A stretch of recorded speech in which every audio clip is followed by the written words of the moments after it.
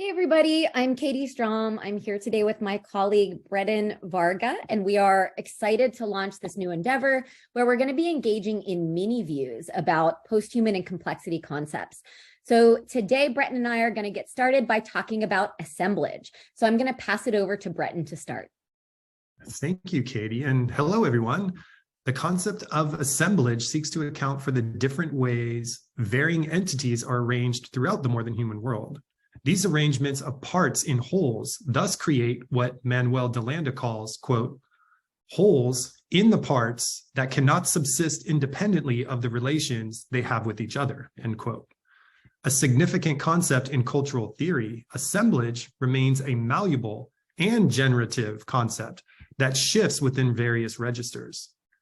While Deleuze and Guattari suggested that machinic assemblages offered a framing for, quote, bodies, actions, and passions, an intermingling of bodies reacting to one another, end quote, many scholars, including Manuel de Landa, Elizabeth Gross, Jasbir Puar, and Alexander Wahele, have offered revisions of the concept that extend the boundaries of its multiplicity.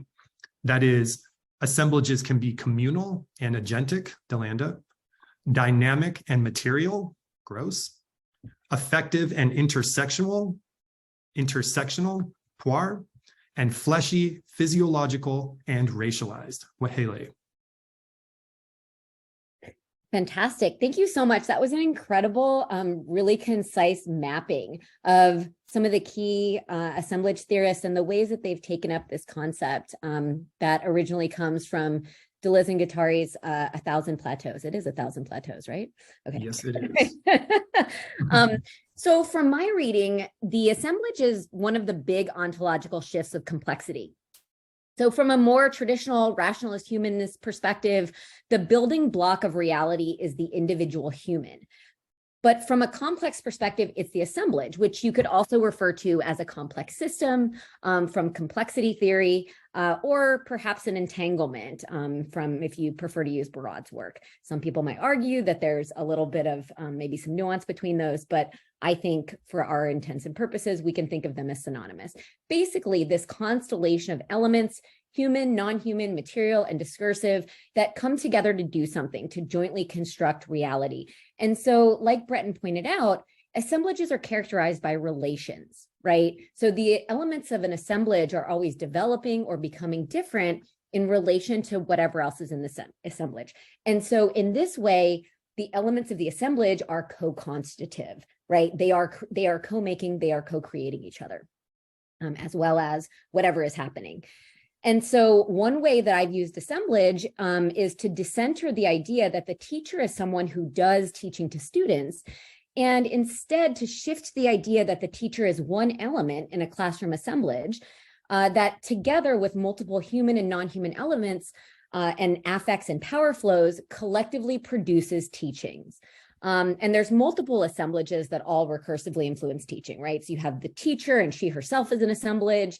You've got the classroom assemblage with students and physical space and ideas and so on. And then you've got the school assemblage and the larger policy assemblage and so on and so forth. Yeah, thank you for that, Katie. I love this idea of the assemblage within the assemblage, especially in an educational context, and how that pushes our thinking to think about all of the elements and how they're influencing how teachers and students approach teaching and learning. I've used assemblages in my own work in a couple of different ways, most recently drawing upon the brilliant work of Bonnie Wozelek. Specifically, my writing team and I took up her framing of assemblages of violence to account for the way that white medical epistemologies are built upon the theft of Black bodies in the form of grave robbing in the United States. I also appreciate you, Katie, mentioning that assemblages are more than just materialities and that they do include affects.